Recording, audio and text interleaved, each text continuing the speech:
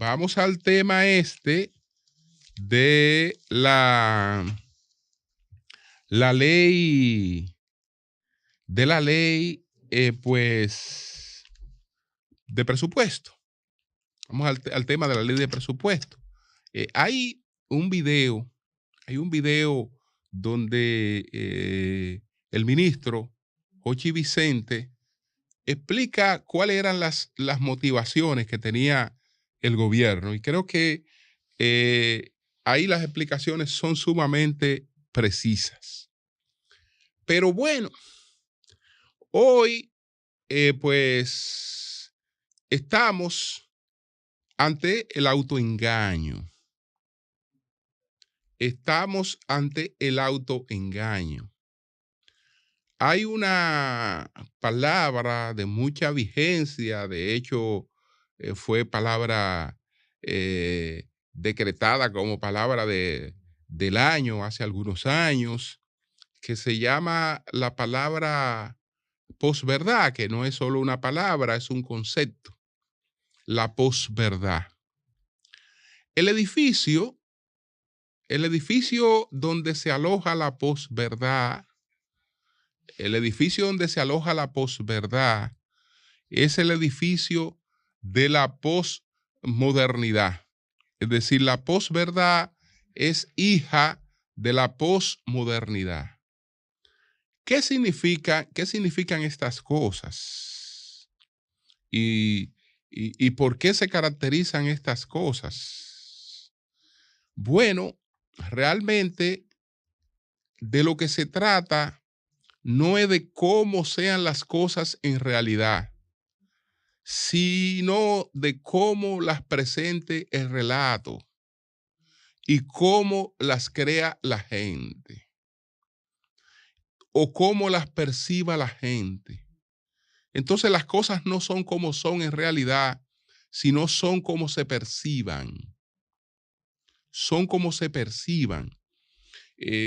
Cuando hablamos de las evoluciones que ha experimentado el mundo, que hemos experimentado los humanos, entonces hemos estado en distintos estadios. La diferencia de cuando nos encontramos en el estadio de una sociedad agrícola era que esa sociedad era una sociedad rural, mayoritariamente rural. Si hacemos comparación con República Dominicana, cuando desarrollamos nuestras primeras elecciones democráticas, todavía éramos una sociedad eminentemente rural. ¿Qué ocurre? Que con las revoluciones industriales, esa sociedad rural evoluciona hacia una sociedad urbana. Entonces, la diferencia entre la sociedad agrícola y las sociedades industriales la va a marcar el carácter urbano de nuestras sociedades. Pero ahora estamos en una etapa que va más allá del carácter urbano de nuestras sociedades. Porque lo que hace diferencia entre la modernidad y la posmodernidad de la que es hija la posverdad, lo que hace diferencia entre la modernidad y la posmodernidad es que la sociedad urbana evoluciona hacia una sociedad de la imagen. Eso es lo que caracteriza a la sociedad, la posmodernidad, que es una sociedad de la imagen. ¿Qué quiere decir esto? Esto va más allá de lo que se produjo con la emergencia de la televisión y con el surgimiento de la televisión. Porque cuando surge la televisión, la sociedad empieza a evolucionar hacia una sociedad de la imagen, pero esa sociedad estaba encabezada, protagonizada por los los que hacían televisión en distintas áreas. Entonces, esas eran las figuras que con su imagen empezaron a tener un dominio en la sociedad. Pero ya no se trata de eso. Ya se trata de cada individuo. Cuando estamos hablando de la sociedad de la imagen, estamos hablando no ya de lo que la imagen de otro me refleja, sino de mi propia imagen y de un ser que vive en una contradicción a veces abismal entre la imagen que quiere proyectar en su perfil y su propia realidad. Y entonces vivimos en una competencia diaria en la que yo no sé quién soy. Yo no sé si soy el perfil que trato de mostrar ante la sociedad o soy yo mismo. Y entonces, cuando estamos hablando de una sociedad de la imagen, estamos hablando de eso, de que tú no eres lo que eres, sino tú eres lo que aparentas ser a través de esa imagen de ti mismo que tú quieres reproducir. Y entonces ahí es que se asienta como nunca la posverdad. La posverdad, es decir, vamos a hacer las cosas no como son en realidad, sino como aparenten ser. Vamos a engañarnos todos. Yo sé que hoy mucha gente dirá, se ha ganado una batalla. Se ha ganado una batalla. No se permitió que se redujera el presupuesto de educación. Eso es una charlatanería, plantear eso. Porque el presupuesto de educación se va a reducir. Porque ese dinero que estaba destinado ahí para gasto en educación no se va a gastar. Pero el gobierno, al entender que esto le iba a llevar a una posición de imagen difícil, cambió la realidad que había explicado por lo que aparentaran ser las cosas. Entonces, lo que queremos aparentar es que no se disminuye el presupuesto en educación. Bueno, vamos a aparentar eso. Entonces, ¿qué se inventó? ¿Para qué bajadero se buscó? Bueno, nos reunimos con las entidades relacionadas con este tema y llegamos a un acuerdo. Esas entidades le van a recomendar al gobierno en qué gastar. Charlatanería. Charlatanería. ¿Por qué? Porque lo que no tiene el gobierno ya presupuestado, planificado para gastar, y el gobierno le dijo a este país que técnicamente, y ustedes vamos a escuchar para que ustedes vean qué fue lo que dijo y explicó, si lo tenemos ahí. Básicamente lo que él explica, lo que explicó el ministro de Hacienda, que razonablemente era imposible ejecutar ese gasto. Entonces el gobierno, sabiendo que razonablemente es imposible ejecutar ese gasto, engaña a la opinión pública ahora diciéndole no, nos vamos a mantener fieles al gasto en educación. Ahora esta gente le va a decir al país en qué debemos nosotros gastar eso. Pero eso, señores, es una charlatanería.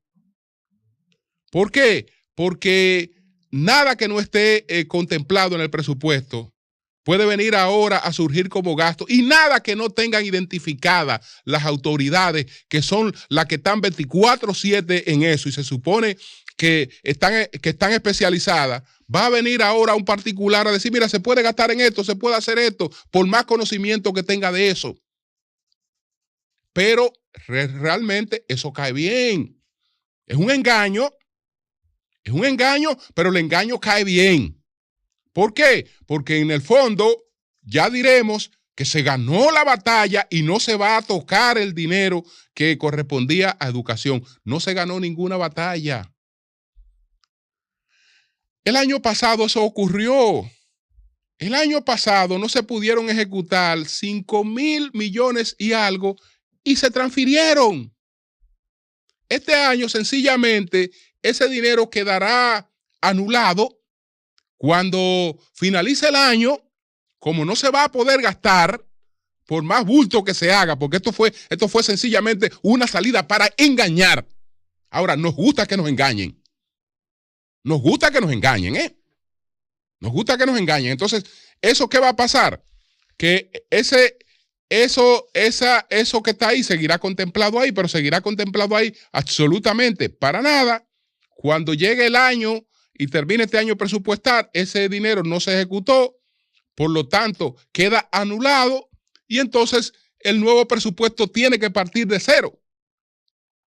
Tiene que partir de cero. Entonces, en consecuencia, nosotros tendremos un déficit presupuestario.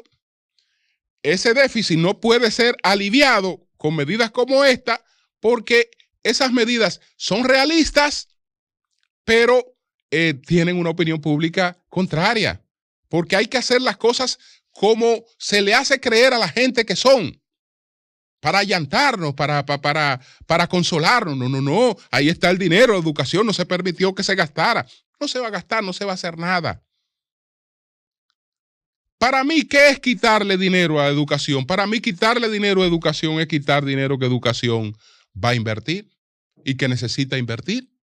Entonces, si usted le quita eso, usted le está quitando presupuesto, educación. Ahora, dinero que técnicamente, bueno, vamos a escuchar al ministro de Hacienda para que ustedes vean cómo él explicó brevemente cuál es la situación de la que el gobierno se zapateó inmediatamente, porque la realidad importa poco. Lo que importa es cómo se perciban las cosas. Adelante. El gobierno, nuestro lema ha sido que no es gastar más, es gastar bien. Y en el caso específico de educación, que no es el único, porque hay cerca de 14.000 millones de disminuciones de partida a diferentes instituciones, incluyendo Hacienda. Entonces, ¿por qué se evidencia esa disminución que ha salido? Y nosotros hemos sido muy transparentes y hemos tenido una discusión muy buena con los diputados con relación a ese tema.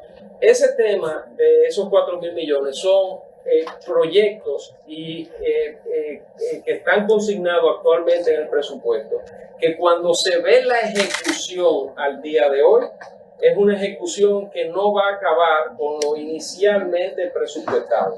Entonces nosotros como gobierno, como Poder Ejecutivo, tenemos dos alternativas, que es decir, déjalo en educación y gástalo en lo que sea, cosa que nosotros no queremos, o decir, poner el tema sobre la mesa con transparencia y decir, miren señores diputados, señores Congreso, aquí hay varias partidas que, vuelvo y repito, no es exclusivo de educación.